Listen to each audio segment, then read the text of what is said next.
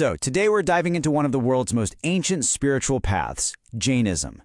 This is a journey all about profound discipline, this idea of radical nonviolence, and the ultimate quest for freedom, the liberation of the soul itself. Let's get into it. Just think about that for a second. Not, a metaphorical stain on your conscience, but a real physical substance that actually clings to your very being and clouds who you truly are. For Jains, this isn't just some hypothetical question. It's the central problem of existence. Okay, to really get this, we have to look at reality through the Jain lens. They see everything fitting into two basic categories, Jiva and Ajiva. Jiva is the soul. That's you, your pure, conscious self, which is naturally full of knowledge and bliss. Ajiva is, it's everything else, the lifeless, material universe. The whole drama of our existence and the source of all our suffering is how this pure soul gets tangled up with all this non-soul stuff. And this is where Jainism has this incredibly unique take on karma. See, for them, it's not just some abstract law of cause and effect. It's seen as a type of subtle physical particle, almost like a kind of cosmic dust that's drawn to the soul by our actions, our thoughts, our emotions. This karmic matter literally sticks to the soul, hiding its purity and trapping it in that endless cycle of rebirth we know as samsara. So if the soul is basically drowning in this ocean of existence, weighed down by all this karmic matter, it's going to need a guide, right? Someone to show the way to the other shore. In Jainism, that path is lit up by these extraordinary beings who have already made that crossing themselves, the Tirthankaras. The name Tirthankara literally means a ford maker, someone who builds a bridge or a crossing over the river of existence. These are the supreme spiritual teachers. They've conquered the cycle of samsara for themselves, and then, out of incredible compassion, they teach the path to the rest of us. In our current cosmic age, Jains believe there have been 24 of these enlightened guides. Now, while Jains see their tradition as eternal, historians can trace its roots back to at least the 9th century BCE with Parshvanatha, who was the 23rd Tirthankara. Then, centuries later, came the most famous Tirthankara, Mahavira, who lived around the same time as the Buddha. Here's the key thing, though. Mahavira didn't just invent Jainism.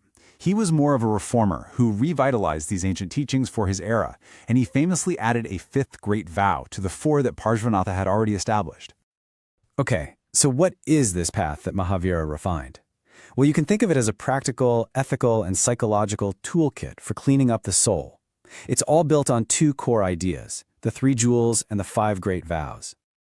These 3 jewels, the Triratna, are seen as the direct path to liberation. And there's a really beautiful logic to them. It all starts with right faith, having the correct perspective on reality. That then leads to right knowledge, genuinely understanding the soul and the universe. And then, crucially, you have to put that knowledge into practice through right conduct. The big takeaway is that it's all about inner transformation. It's not about external rituals. So what is right conduct? Well, it's defined by these 5 great vows. And the absolute cornerstone, the most important principle of all, is Ahimsa. This means radical nonviolence in your thoughts, your words, and your actions towards all living beings. Then that's supported by truthfulness, not stealing, chastity, and non-possession. You put these all together, and that's your practical toolkit for stopping new karma from sticking to you.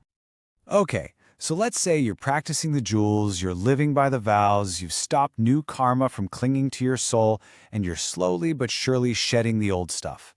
Where does this path ultimately lead? What's the final destination for a totally purified soul?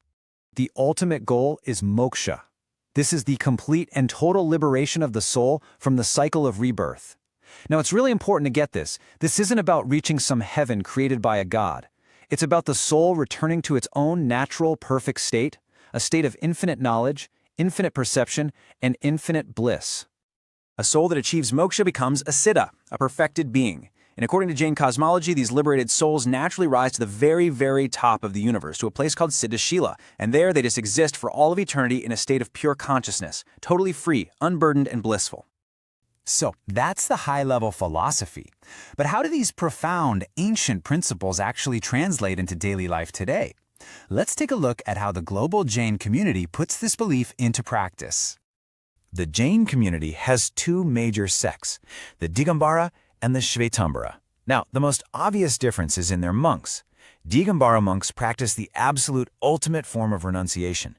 They own nothing at all, not even clothes. That's why they're called sky-clad. On the other hand, Śvetāmbara monks, which means white-robed, wear simple white garments. And while they share the exact same core philosophy, this one outward difference really points to a deeper debate on what absolute detachment really means. For Jains, whether they're monks or just regular folks, daily life is full of practices designed to cultivate spiritual awareness. There's Samayika, a 48-minute period of meditation focused on achieving a state of deep calm. There's also Pratikramana, which is this powerful ritual of reflection and repentance. It's like a kind of spiritual housekeeping to consciously clean off the karma from the day. And fasting is a huge discipline, used to purify the body and mind and to practice that vital vow of non-attachment. And this brings us to a really core social principle in Jainism, which is captured perfectly in its official motto: the function of souls is to help one another. It's this beautiful idea that emphasizes that this path isn't a purely solitary one. It teaches that all life is interconnected and that liberating your own soul is deeply, deeply tied to helping all other souls on their own journey. And this leaves us with a really powerful question for our own time, doesn't it? A philosophy built on Ahimsa, this idea of absolute nonviolence, and Anekāntavāda, the principle that truth is complex and has many sides. Well, it feels more relevant than ever. In a world that's so polarized, Jainism's ancient wisdom really challenges us to think about a different way of being, one that's founded on radical empathy, on causing minimal harm, and having a deep appreciation for the complexity of reality. It's a pretty profound thought to end on.